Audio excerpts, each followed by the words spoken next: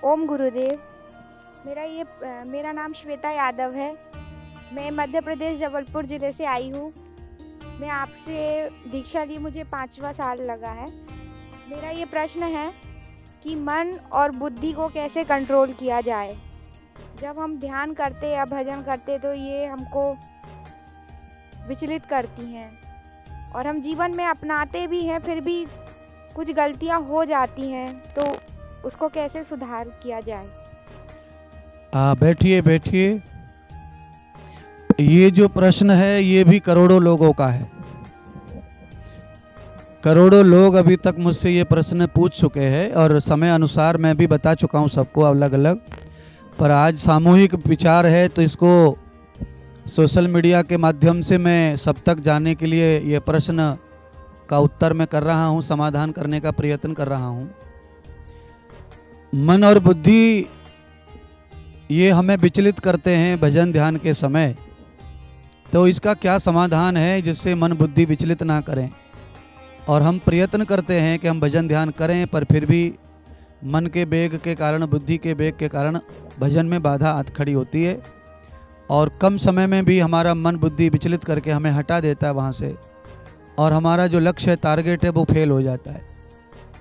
तो पतंजलि ऋषि जो है, कणाद ऋषि और कपिल मुनि, इन ऋषियों ने दर्शन शास्त्रों में हमें बहुत सारे उपाय बताए मन के, बुद्धि के। दूसरा, ये ऋषि ये भी कहते हैं कि मन, बुद्धि, चित्त और अहंकार, इन चारों चीजों से हट जाओगे आप, तब जाके भजन आपका प्रारंभ होगा।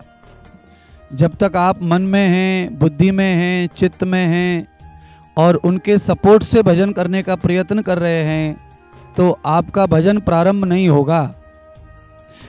आप मंत्र जाप कर सकते हैं, मंत्र का उच्चारण कर सकते हैं, आप कीर्तन कर सकते हैं, आप भजन गा सकते हैं, बुद्धि के साथ और मन के साथ। इसीलिए हमारे इन ऋषियों का कहना ही है, चित्तस्य निवृत्ति विरोधा, चित्त की वृत्ति का निरोध करना ही भक्ति है और चित्त का, मन, बुद्धि, इनका निरोध करना ही भक्ति का प्रारंभ है। इसीलिए मन हमें परेशान करे, बुद्धि हमें परेशान करे, ऐसी स्थिति में आप ये समझें कि भजन प्रारंभ होगा ही नहीं, क्योंकि परमात्मा को पाने की जो मंजिल है वो मन, बुद्धि, चित्त से भी परे है। यानी कि उससे ऊपर उठ के, आपकी बुद्धि के विषयों से, मन के विषयों से भी जब आप ऊपर उठ के काम करते हैं भजन के रूप में, भगवान के रूप में, तो आपको उपलब्धियां प्राप्त होंगी। अगर आपको मन और बुद्धि के साथ में कर्म करना है तो फिर आप भगवत प्राप्ति नहीं, फिर आप भगवान को गा सकते हो, भगवान को ऐसे देखने के लिए मंदिर आदि में देख सकते हो मूर्ति के रूप में, क्योंकि मन का जो सपोर्ट है, बुद्धि का जो सपोर्ट है, वो केवल आपके व्यवहार के लिए है। भजन के लिए आपको इनसे ऊपर उठना है और उसका अर्थ यह है कि मन को और बुद्धि को, इनको आप सीधी भाषा में कहें तो इनको आपको दबाना है। मन बुद्धि के ऊपर चढ़ के आपको भजन करना है, क्योंकि किसी दूर की वस्तु को देखना होता है तो हमें घर के ऊपर चढ़ के देखना है। घर के आंगन में, अंदर कमरे में से हम किसी चीज को, ऐसे दूर की वस्तु को देख नहीं सकते। तो हमें कोई दूर का चीज देखनी होती है तो हम अपने घर के ऊपर वाले हिस्से पे जाते हैं और पूरा घर हमारे पैरों के नीचे आ जाता है। ऐसे ही मन, बुद्धि, चित्त, अहंकार के ऊपर चढ़ करके जब आप भजन में बैठते हो तो फिर आपको भगवत कृपा दिखने लगती है और भजन भी आपका लागू पड़ता है और आपका ध्यान भी लगने लगता है।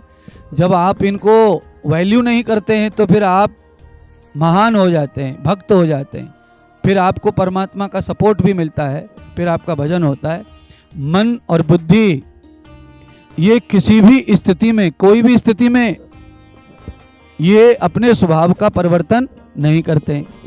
बुद्धि अपने स्वभाव का परिवर्तन नहीं करती है और मन अपने स्वभाव का परिवर्तन नहीं करता है।